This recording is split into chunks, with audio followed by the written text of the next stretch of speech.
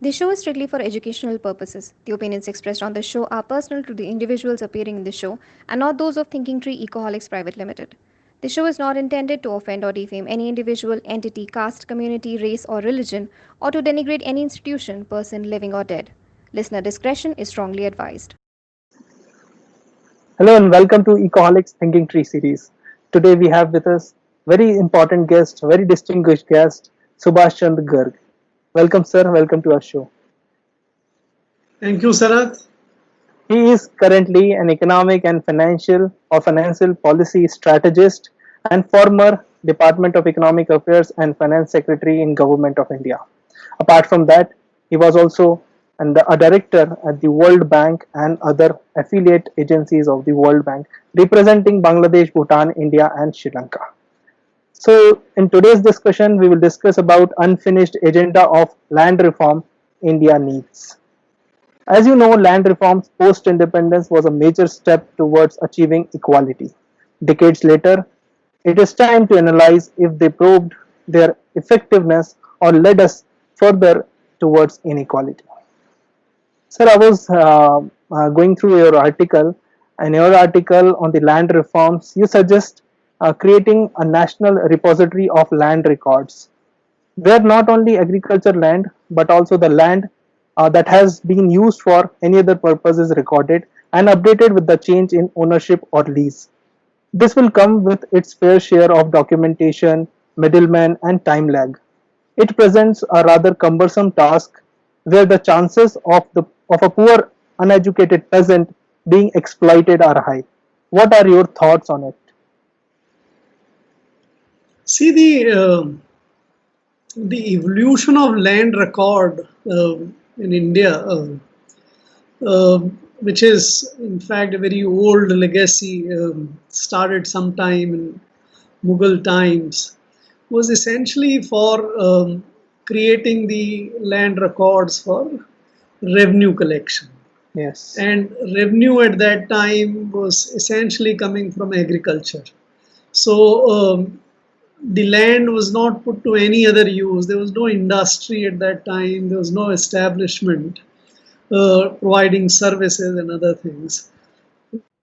And the residential place were the only two major requirements for, and of that, the land was primarily used for the agriculture.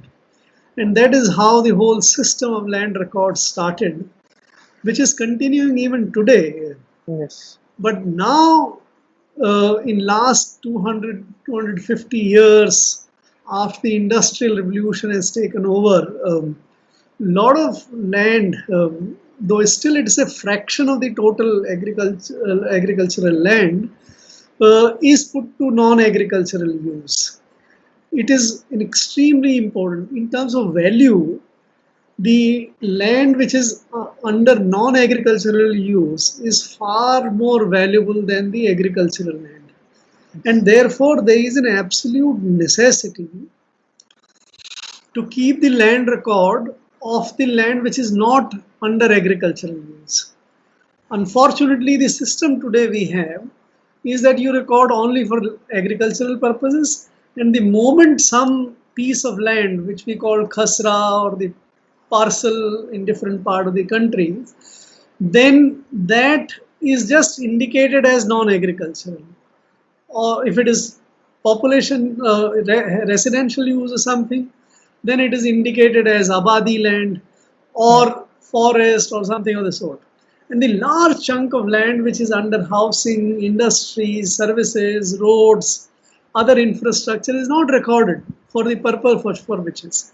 So there is a need. I think that's the first point which I want to make is that you have to have the land record for the land use which it is currently put it.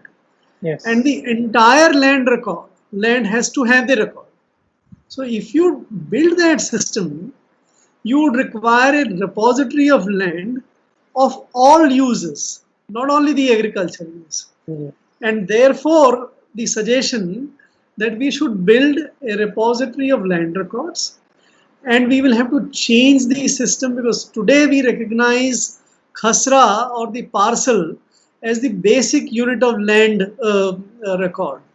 Yes. That would have to be also sort of recognized in some way for appropriate industrial, residential, or infrastructural use. So once you have that, then the questions like intermediaries and others come. I think we have to conceptualize that, and then you also need to build a national land record registry. Today, the land records are spread over. Essentially, the first unit is essentially the village, and even amongst the village, there is a smaller part. So that is the unit at which the land record is kept. Now that land record is in different language, different structure is there.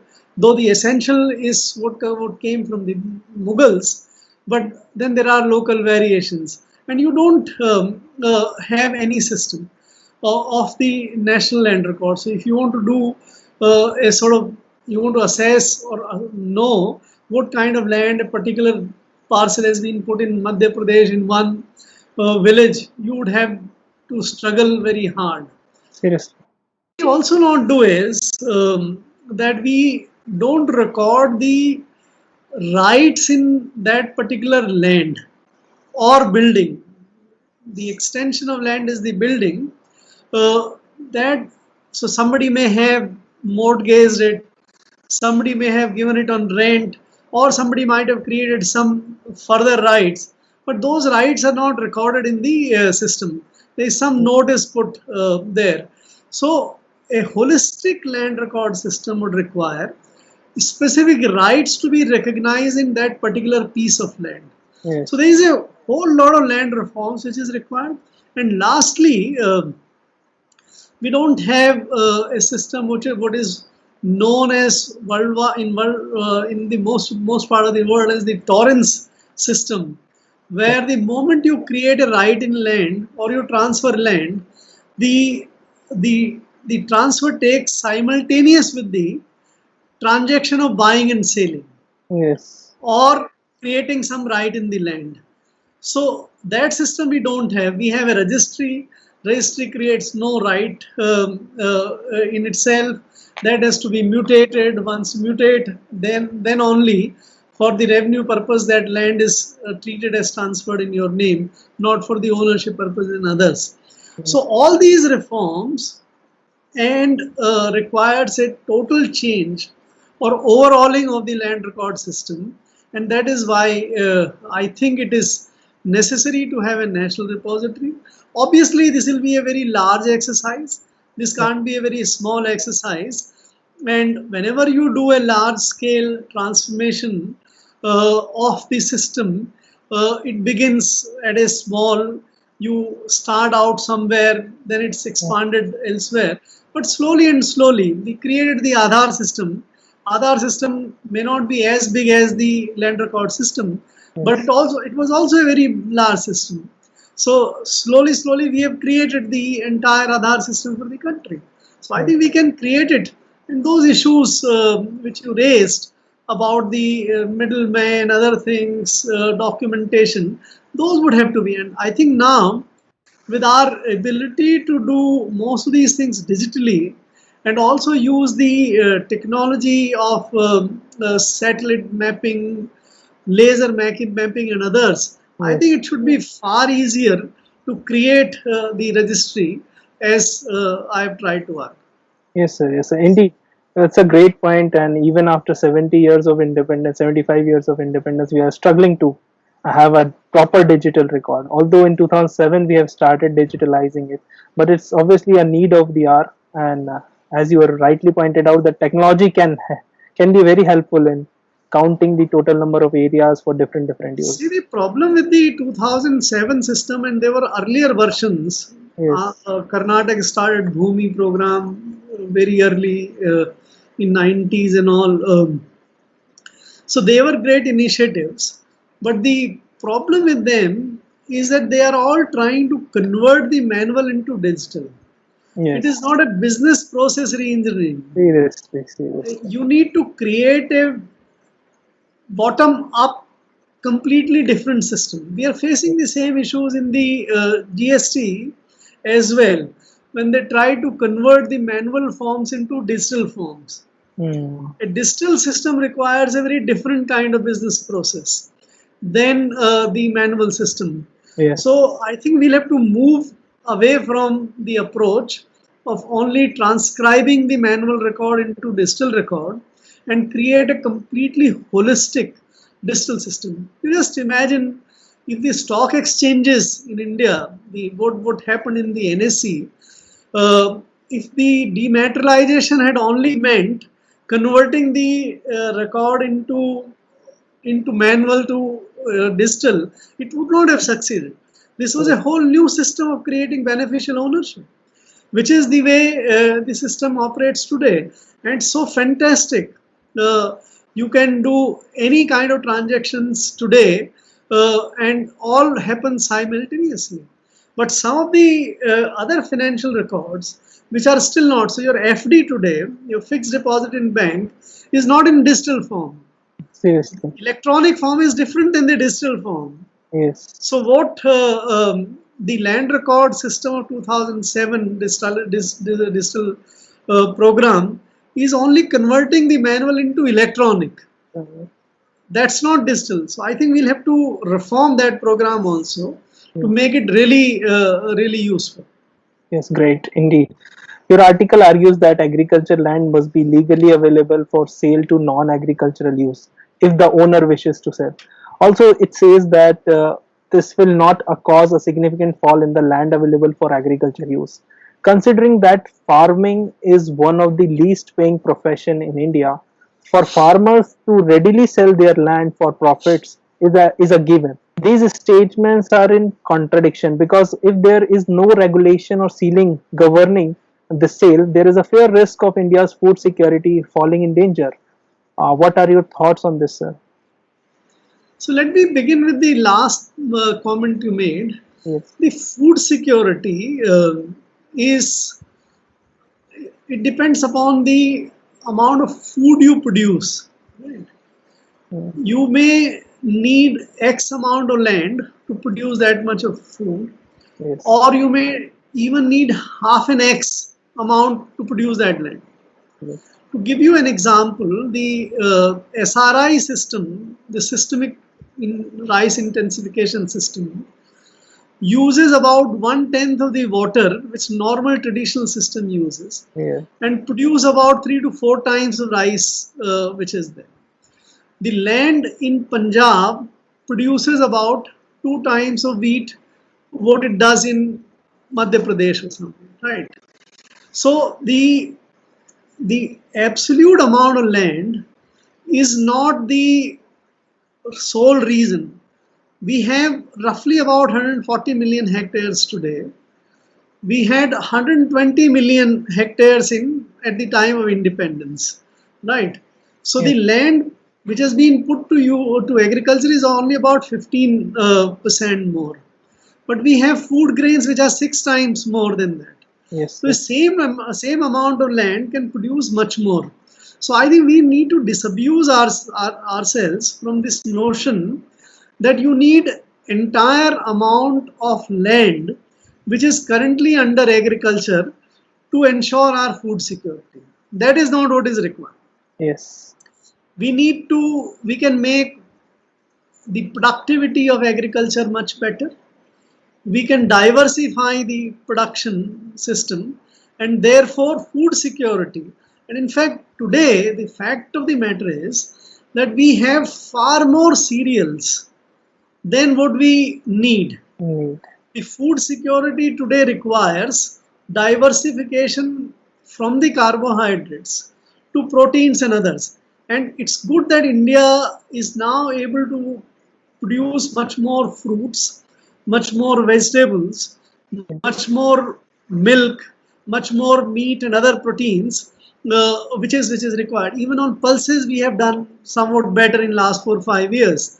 So food security is not dependent on the amount of land which is put to agriculture or for the food grains crop.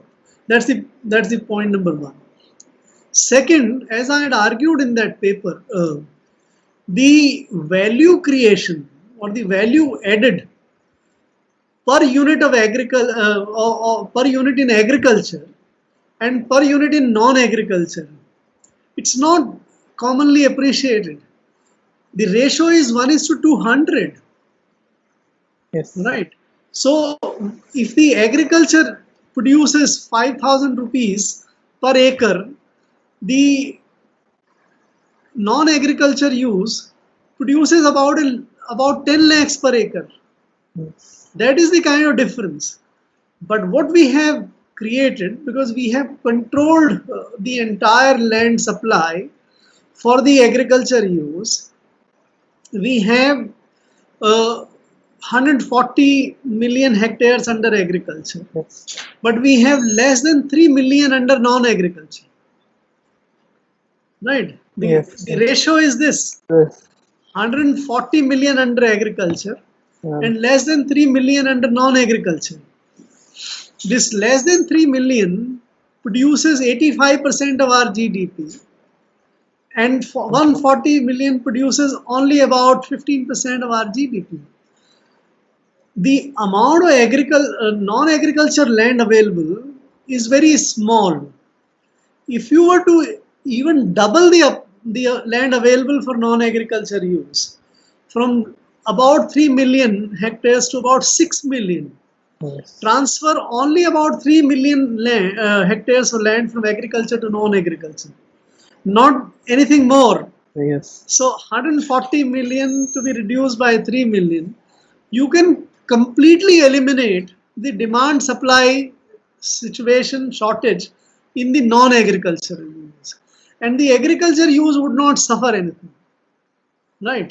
3 Yes. million Obviously, hectares that- would not create any problems. Yes. We have at one point in time reached to about 145 million hectares for agriculture. Today we are 140. Yes. Well, what happens is that agricultural land can be put to double use by irrigation and other things, right? So you Yes. can produce twice or thrice even by increasing irrigation and other things. So 3 million tons transfer can solve the problem of non-agriculture Mm.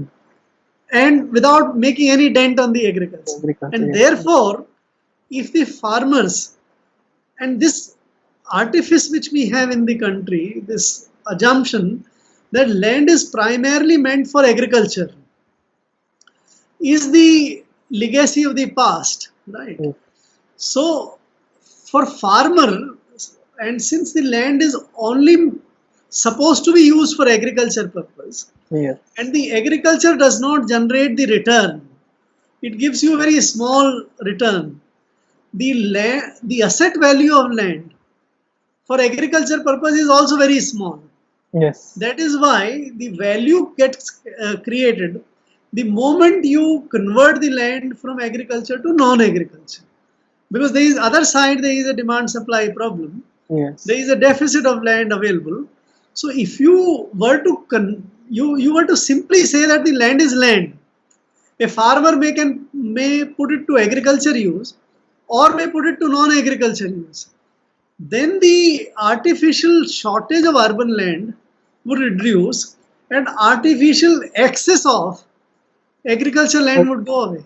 Yes. So that is the reason why I have argued two things. Number one, that you should in fact make every land usable for agriculture or non-agriculture. Yes. There is no need to say that land has to be only agriculture, and for non-agriculture it has to be converted. So that is the one thing. And second, give the farmer the freedom. If we have very small and marginal farmers, average land in the country with the farmer is 1 hectare. 1 hectare. Yes. In many parts of the 80 or 70% of the farmers are marginal and small farmers. The average land availability with a marginal farmer in the country is only 0.4 hectare or 1 acre. Yes. That 1 acre cannot keep the farmers or meet farmers' needs, and therefore farmer needs to move out Many of them and other remaining farmers need to have larger land holdings to cultivate. And therefore, creating a system of free land leasing or liberalized land That's leasing right. or the option to farmer to sell land, I think can create a lot of value for the farmers. So farmer then can either get the value by selling and move into the non-agricultural job, or can aggregate more land to do a worthwhile agriculture. So I Right. think there is no contradiction. Yes, yes, These are very clearly understandable and yes. logical. Yes, sir, indeed, beautifully explained. Because if you see, we need more productivity, not the more amount of land in agriculture. That's a Exactly. good point. And we need to shift, like people are not dependent on agriculture, they are dependent on land. So that is the second point here. That's a beautiful point for the viewers, sir.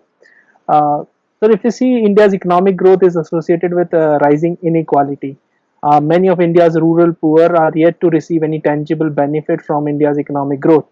More than 78 million homes do not have electricity. Around 33% of the population live on less than $1 per day. The growth can't be real until it benefits everyone. What, according to you, can be done to minimize the inequality gap in India? So number one, I think inequality in India is relatively much less than inequality elsewhere in the country. If you were to compare with Americans, the kind of inequality which they have, or even South Africans and others, you would find the enormous amount of inequality in the world. We don't have that kind of inequality. What matters more, and when we grow, see the size of our income, our national income was very small at the time of independence. Yes, indeed. It is small even now. So Yes, if you have 200 lakh crore as income and you have 130 crore people, your average income is very small relatively, right? And when it is for the bottom of the pyramid, as you said, the farmers, agriculture, labor, and others, since they receive much smaller share of the economic pie, their situation is much worse.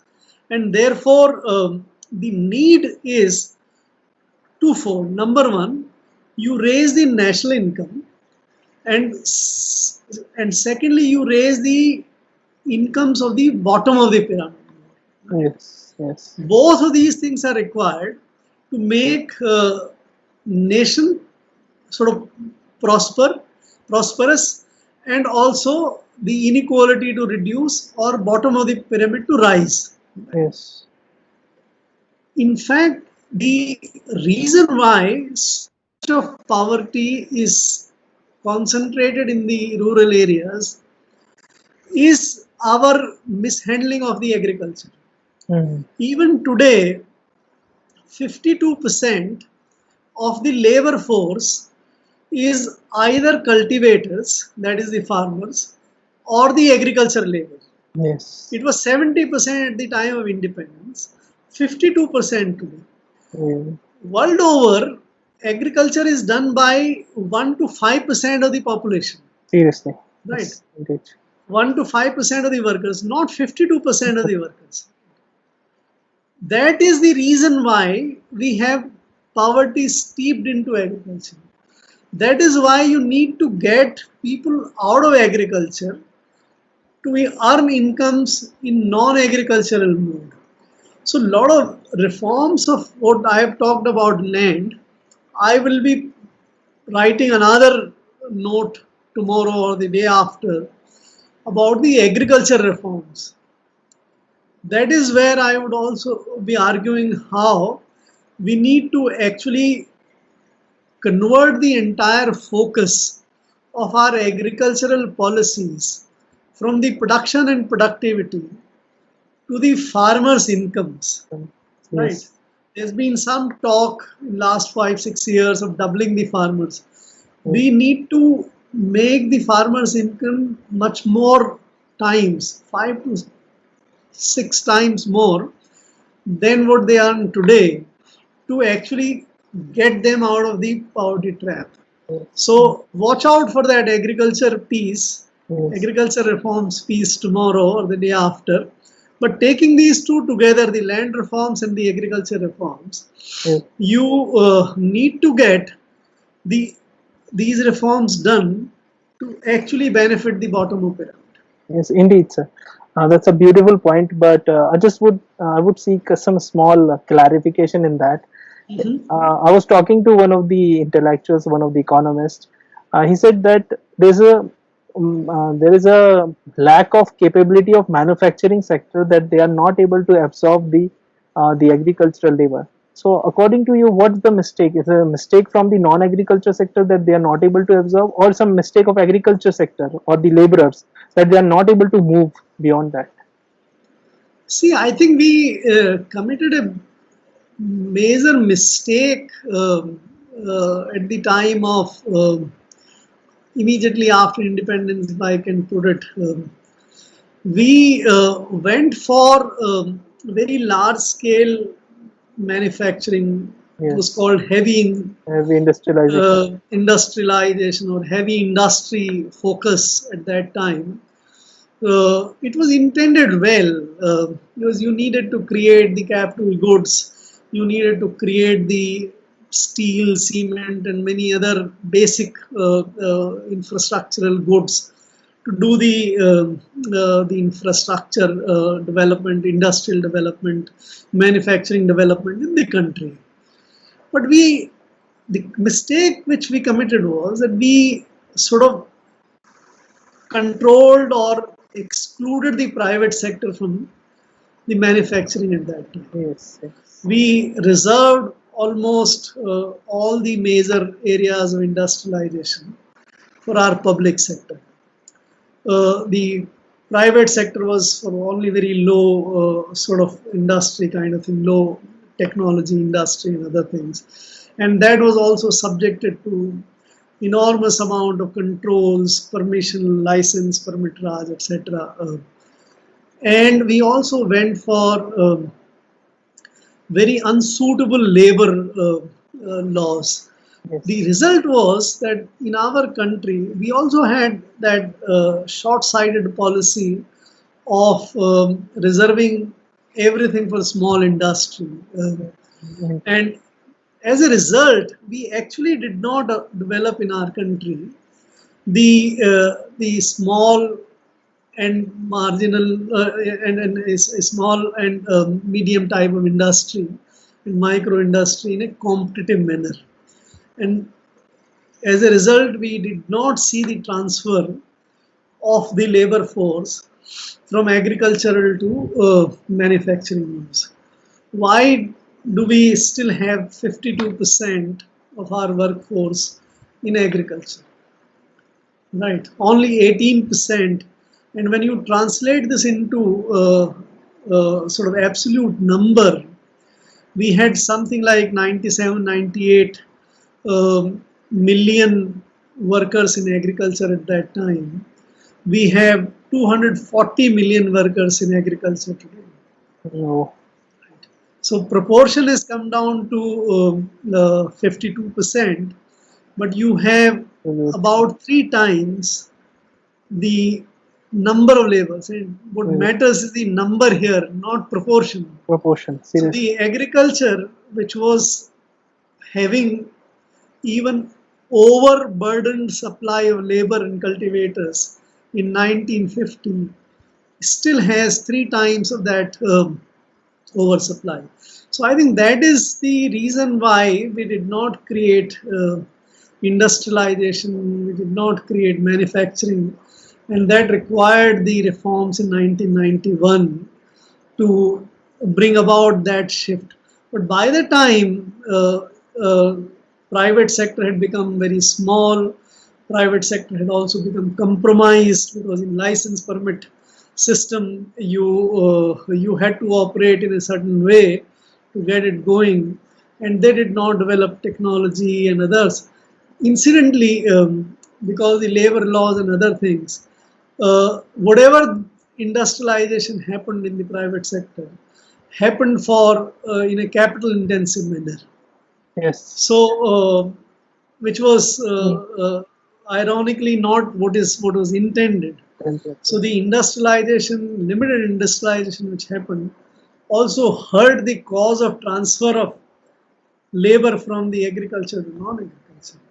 I think that's the reason. Very true. It's a tough call, but you have to get this right in case we want to see massive transfer, and which is overdue. If you don't do it, you Yes. would continue to have poverty, misery uh, in the country, and hugely concentrated in the agriculture. Agriculture. Okay. Yes, sir. You've rightly pointed out that the excessive government control, especially in the industry, is the major cause. Moving towards the same thing, the Economic Survey of 2019-20 argues that direct participation of government in the market may affect the supply and demand equilibrium, thus generating deadweight losses. What measures, according to you, uh, can rectify this problem of government intervention, too much government intervention in the economy? No, I didn't get it. What kind of government intervention Sir, in or 2000, participation in the market?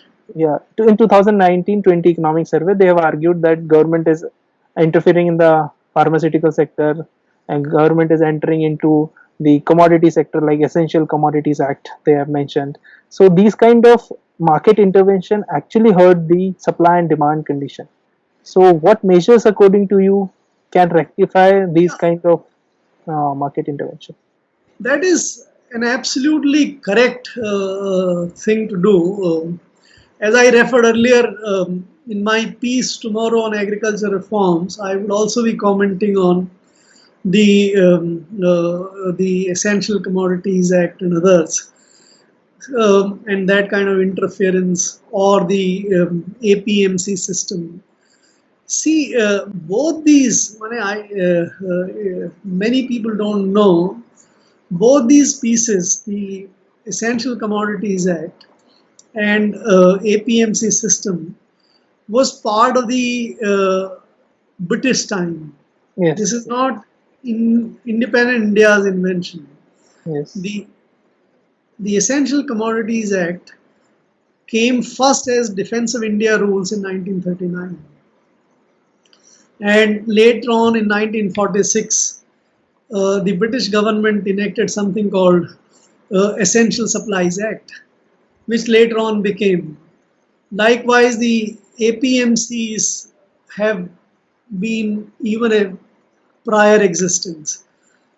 Both these measures are the sort of need of the times when there was enormous amount of shortages of food. So if you have shortages of food and you want to protect the prices for consumers, you need Essential Commodities Act. Right. seriously. It was not a farmer friendly measure. Yes, It was a consumer friendly measure. measures. It Yes, actually was hurting farmers. Right. It yes. was not helping farmers. But even consumers needed that kind of some support in the era of shortages.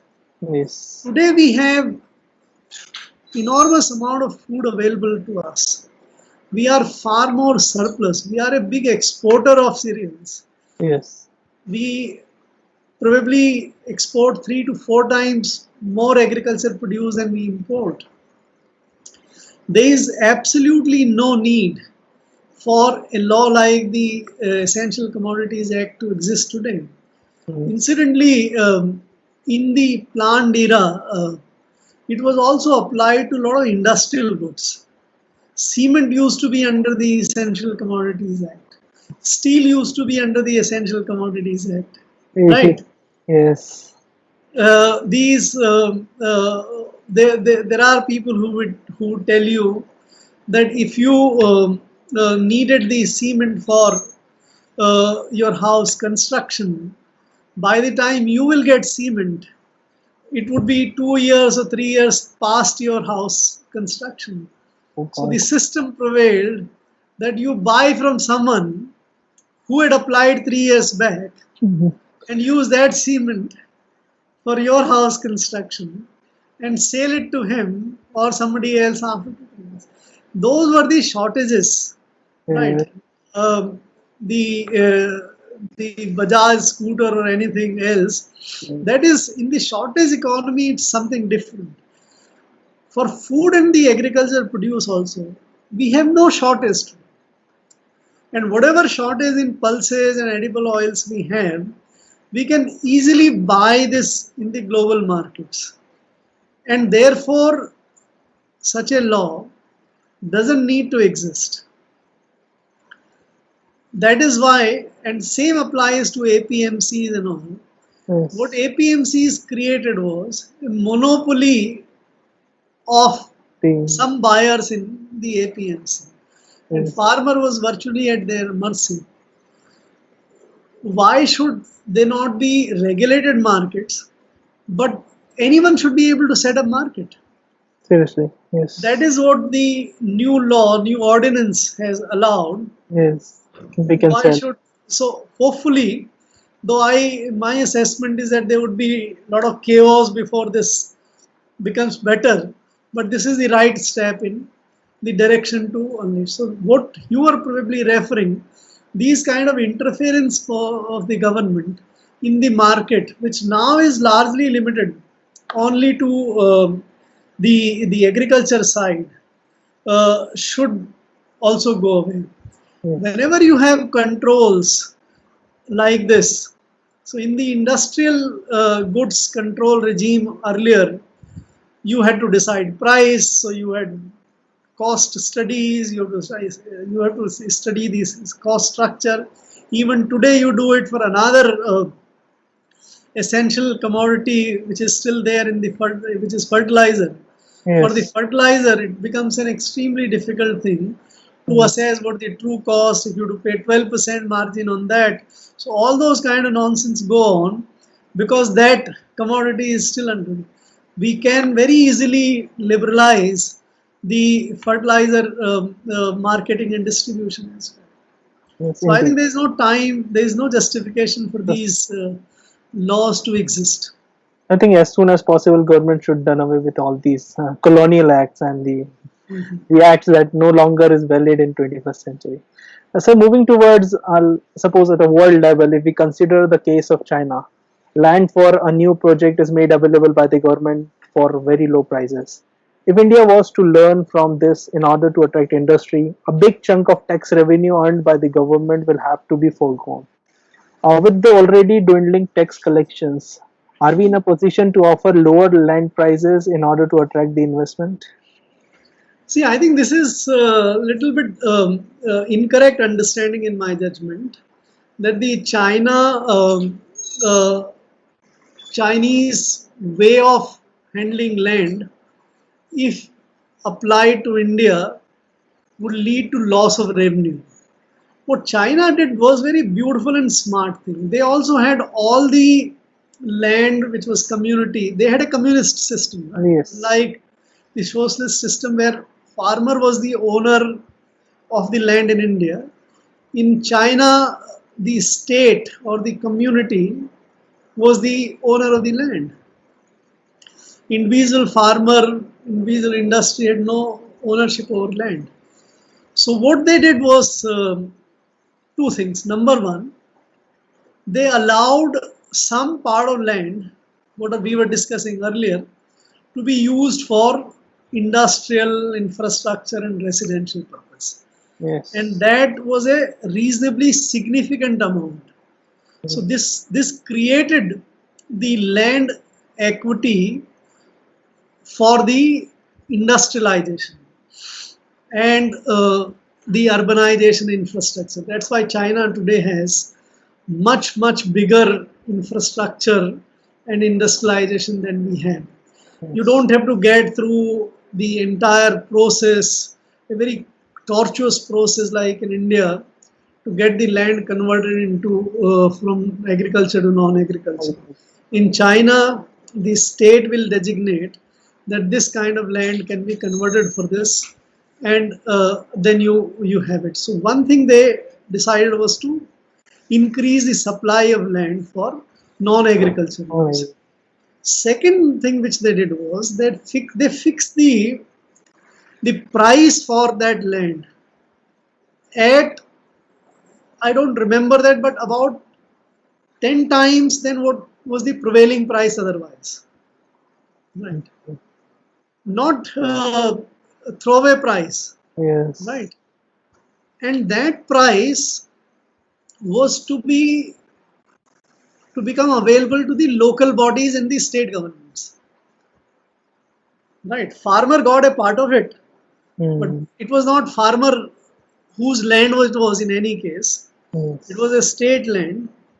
So the 10 times of the value, it came to the state. Right. This was still, it is still much less than the urban land value of India. India seems to be. Right, because we have our urban industrial land much more costlier. So the Chinese land is cheaper, but in the process, they created a lot of resources for the urban local bodies and the state governments, Yes. which they sort of monetized by raising a lot of loans on it. Yes. And that is how the Chinese state and the local bodies created enormous amount of infrastructure. They use the land very creatively as equity, Yes. because that 10 times would come to them, Yes. and then you take the loan, and the industry got the land at much cheaper rate than what it gets in the country. That's a So great. it's a win-win situation for everyone, rather than very simple way. It's very easily available. It's available in plenty. The value accrues to the local bodies, which they leverage and invest in infrastructure. Yes. So if we do the same thing in India, right? Today, by the way, by way of land conversion charges, etc., the governments don't get a very large amount of revenues. Yes. It's a very small amount. In the country put together, I don't think this would exceed about 3 to 4,000 crores in a year. This is a very, very small Small amount. amount of Yes. revenue. Right. But to get that, you have to go through a very, very tortuous process. Yes. That's why when I proposed that you allow the farmer, you allow every land to be used for either agriculture or non-agriculture purpose, no conversion business, and allow the farmer to capture the value by selling, and the demand supply position, if it changes, it will ensure that the price of land which is today will actually come down. It should come down by about 70 to 80% to be reasonable. Today, our housing is out of reach of middle class. Seriously. Our industry, our infrastructure guys don't find it possible to create infrastructure because of the land price. NHAI pays about 10 to 12 crores per hectare, which is more than the cost of their construction of roads. Seriously. The reason why NHAI is becoming indebted is because of the land prices. Yes. Right. So I don't think there should be any worry about the government losing revenue. In fact, the government earns very small amount of revenue. I have elsewhere proposed that what the land government owns, and there is a lot of land which the government and the PSUs. PSUs, yes, indeed. If you convert that as a sort of into a land asset management company and creatively use that land mass available with you, the government can get many times more than what it gets by way of this conversion. This consumption, yes, indeed. Yes, sir, that's a great point, because if we see land, idle land is lying with the PSUs, and that's a huge amount of land that can be put to use by the private sector or other part of the government sector. That's great. Currently, when even the global economies is struggling with the coronavirus crisis, India has had the chance to rethink its target year to form a $5 trillion economy. How can land reforms contribute to this target? See, whether you talk about 5 trillion by 24-25, or you talk about 10 trillion sometime Yes, by early 2030, all this would require a very high growth rate. yes, That is the trick. The simply mentioning a particular target is not going to achieve it. yes, The only way you can achieve is by growing at a very high rate. So the growth is the real objective. How do we get the growth?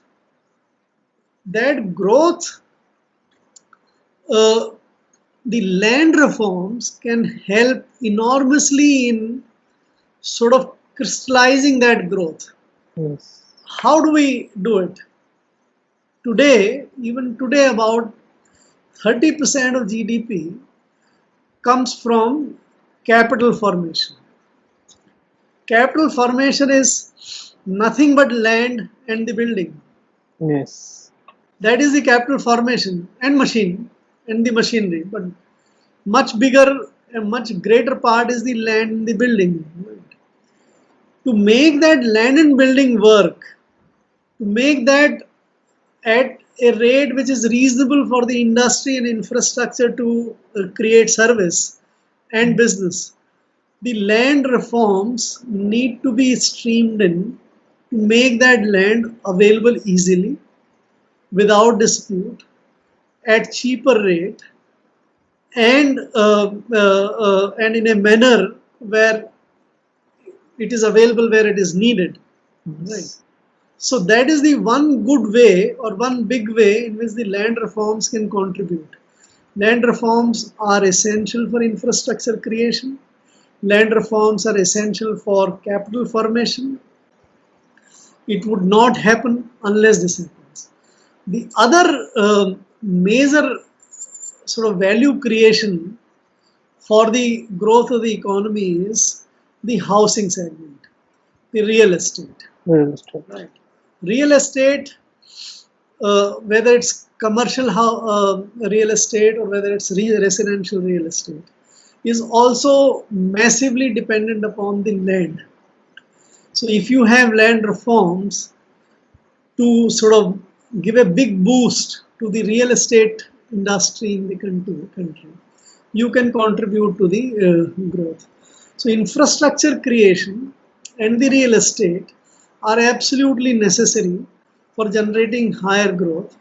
That's also that is possible only if we have very good land reforms. Land The reform. land reforms can also contribute by making people's life better, improve the health standards and all, and that is an indirect contribution of land, right? But primarily, the land's contribution or land sector's contribution for the growth will come in these two big means, and both of them put together is about 40% of the economy. Yes, sir. Yes. It was a very eye-opening session for us, sir, and it's like contributing towards land reform 2.0. At last, sir, I would love to hear any word of encouragement for ecoholics. I'm very happy to know I have honestly come to know you and the Ecoholics very recently, but it impresses me that you have about 1 lakh members on your platform, and you concern yourself with the basic economic issues affecting our economy and elsewhere. And being a young man, and if your platform also has the young mind, I think that is an extremely important role which Ecoholics is presenting and creating. If you can convert, if you can sort of bring together these bright young minds and channelize their creative energy for contributing to the national growth and the economic building. I think that's the big role, and I see you and the Ecoholics contributing towards that direction. So all the best to you and keep doing it. Thank you so much, sir, for a wonderful discussion over land reform. It gave a lot of clarity even to me and for the viewers as well. So it was a very, very insightful session. Thank you so much, sir. Thank you for coming on to our show. And we'll see you soon in the next time. And we would love to see you on the other side with another topic any day soon. So thank you so much, sir. Thank you, Sanat. All the best to you. Thanks a lot.